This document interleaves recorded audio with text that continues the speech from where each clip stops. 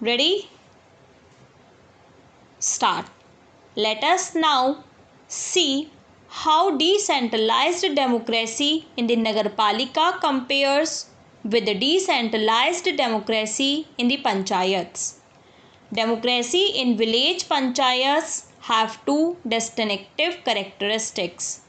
First, the individual voter has a close personal relationship and ready access to the elected representative because on an average each panch represents between 100 to 500 voters. Second, each panch has a voice which counts for a great deal in the panchayat. It is the combination of these two factors, the personal contact between the voters and the elected representative, and the importance of the elected representative in the elected body, which is the first essential step towards eliminating the power broker from the polity. In contrast to the three levels of Panchayati Raj, we have so far only had single-tier municipal administration. This works fairly, satisfactorily in smaller towns because the wards are small and the municipal council compact. However, as the town grows larger, the distance between the voter and his representative increases. The number of members of the municipality also tends to increase. By the time towns grow into cities and cities into metropolises, the medium size of the ward expands to 30,000 and more, extending in the case of one Delhi ward even to 2 lakhs and above. The membership of the corporation also expands to nearly 150 members. To bring democracy in urban settlements closer to the people in the mohallas and the neighborhoods where they live, the Nagarpalika bill proposes two changes. These changes are by no means a radical new departure. They build upon existing informal arrangements and administrative structure. In all urban settlements with a population of 1 lakh or more, we propose the constitution by direct election of wards committees to whom the municipality will devolve local powers and local responsibilities and such finances as are required to carry out their assigned tasks. We leave it to state legislatures to determine the territorial area and size of population which will be served by a wards committee. We would hope the jurisdiction of a committee would be sufficiently compact to give citizens a sense of personal involvement in the affairs of their neighborhood and ready access to the elected representative to deal with their ward level problems. The ward councillor will be a member of the wards committee and will constitute the link between the ward and the municipality. I welcome you all to Rashtrapati Bhavan and congratulate you for your selection to your respective services, that is Indian Defence Estate Service, Indian Telecommunication Service and PNT Building Works Service. Your selection through a tough competitive process is an achievement both for you and your families. I congratulate all of you for this. Your services provide you an enormous platform for serving the nation.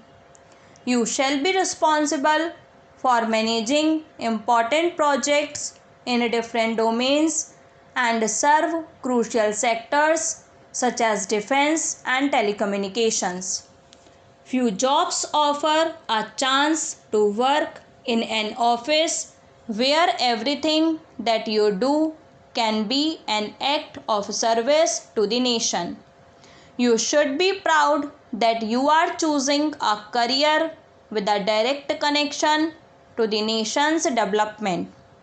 Those among you who have joined the Indian Telecommunication Service and PNT Building Works Service are going to manage key positions in our telecom sector. Our country has the world's second largest telecom network based on the total number of users. This sector has witnessed rapid growth, especially in the wireless segment, and is today regarded as basic infrastructure just like electricity, roads and water. The telecom sector is a crucial component for achieving rapid economic progress and socio-economic development. Indian Telecommunication Service officers have an important role to play as we seek to connect the unconnected, especially in our rural and remote areas. This is essential to make our growth inclusive. It is your responsibility to ensure that we have in place an enabling policy paradigm and a conducive licensing and regulatory framework. Equally important is the job of PNT Building Works Service officers who have to ensure quality and efficiency in construction and maintenance of office and residential complexes, electrical and architectural works, both in Department of Telecommunication and Departments of Posts. Officers of both these services have to ensure that the benefits of information and communication technology are widely available for the benefit of the disadvantaged groups. Your leadership and managerial skills can ensure that telecom services are both available and affordable for the poorest of the poor. We have embarked upon an ambitious project towards Digital India. It is information and communication technology that enable improved access to financial services, modernization of agriculture, and movement towards smart grids, smart buildings, and smart logistics.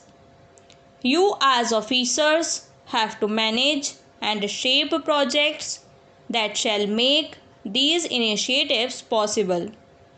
Some among you present here have joined the Indian Defence Estates Service.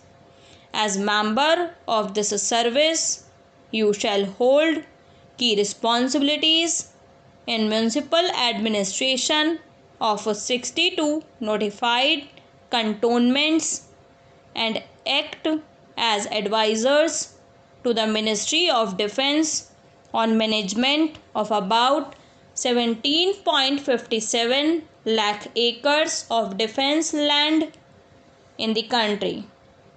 This is a very important task indeed.